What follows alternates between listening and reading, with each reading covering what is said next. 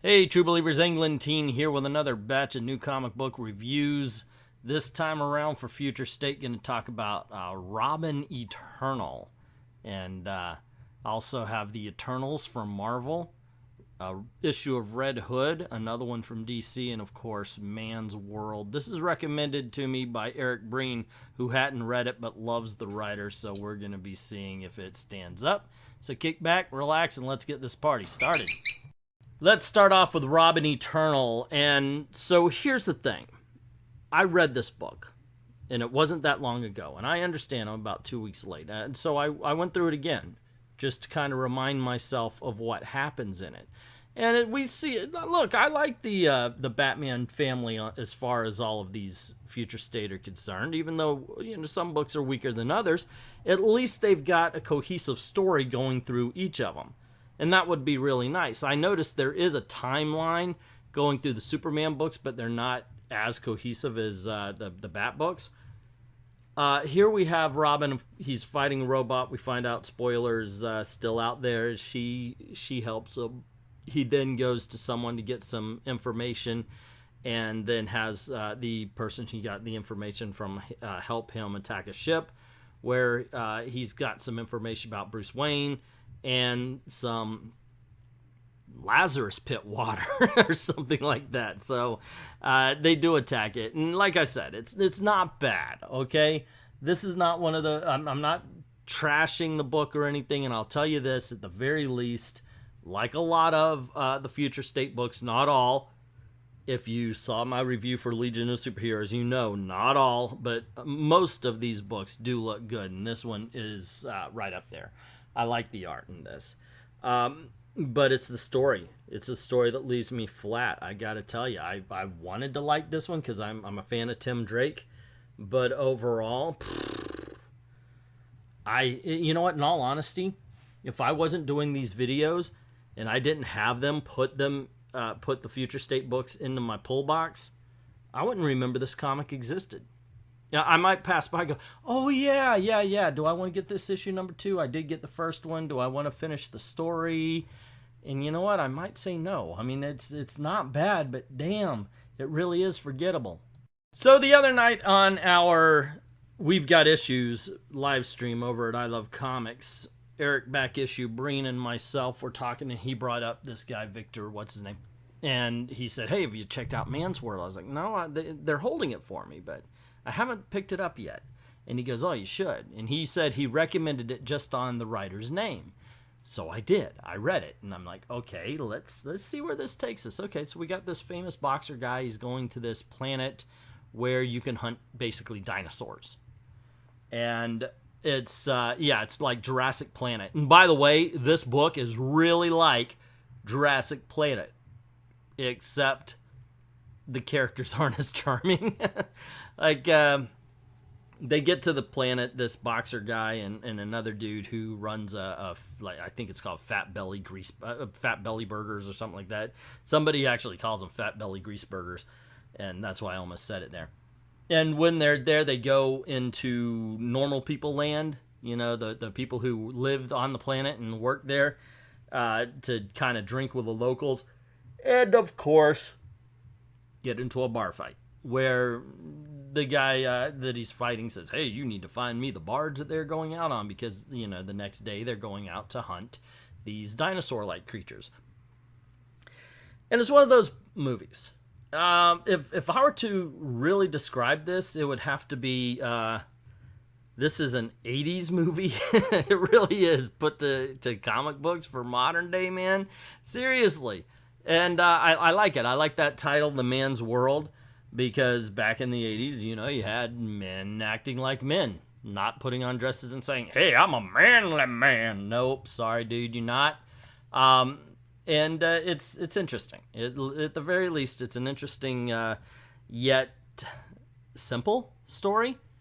And you definitely don't need to bring your brain along for this particular ride. It helps, but you don't need it. It's not necessary. It might actually get in your way a little bit.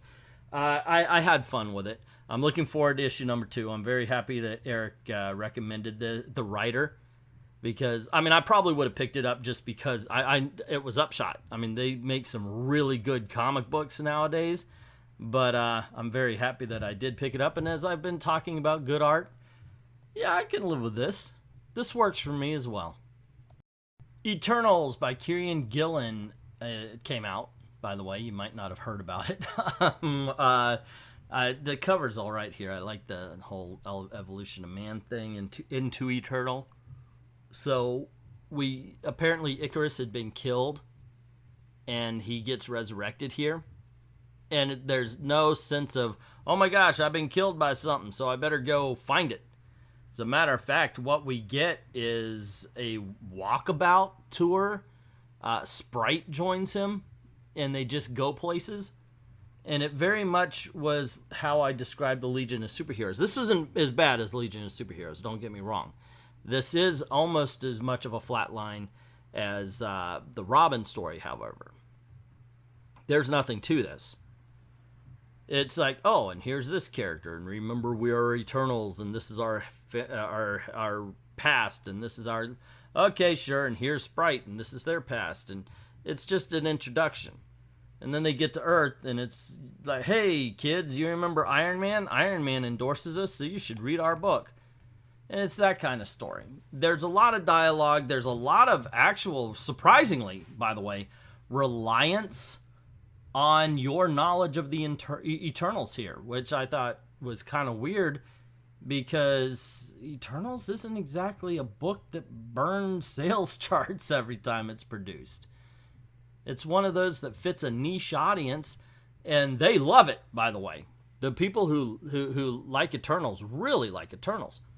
But for the general populace, it's like, okay. I've seen better. It's okay. And that's a feeling I got from this book as well. Look, I didn't hate it. I didn't particularly like it, but I didn't hate it. Here's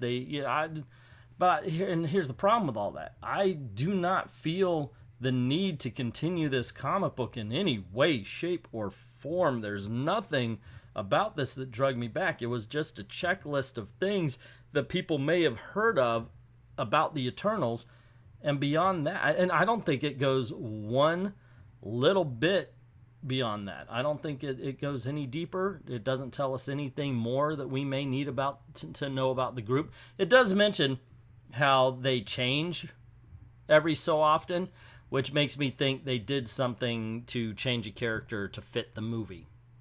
Next up, we have The Red Hood, number 52. I pretty much slammed issue number 51 as being a talking heads kind of boring sort of book. This one looks like it's going to go in that direction. Thankfully, it veers off into goodness, and I appreciate that. This is the ending of the story. It's a very simple comic, story. And so we have this fashion designer turned supervillain with Gotham across his head, and Killer Croc. Actually, Killer Croc has a decent role in this, and he doesn't beat anybody up. He doesn't attack anybody. It's just he's there as muscle, and he knows this guy's full of crap, so he kind of sets up side hustles, and I thought that was kind of cool. Otherwise, yeah, this one's a little bit more action-packed. It's a little bit more involving. At least it's more interesting than issue number 51. Not a great way to end DC Comics before Future State. And by the way, did you notice that everything is kind of wrapping up here? It's like a jumping off point. If you're not interested in Future State and you read all your DC Comics right up to here, now's the time to leave. I'm actually surprised they did that. They give you if you're reading, I guess, Death Metal or whatever it was called, maybe you'll have an incentive to pick up the Future State from that. But if you're reading this, there's nothing. There's nothing that says, hey, you should go and check out any of the Future State books. Nothing doing here. That's kind of weird.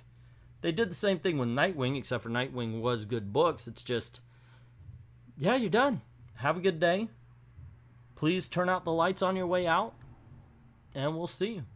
That's how DC treated their characters before the Future State came in. That is kind of weird.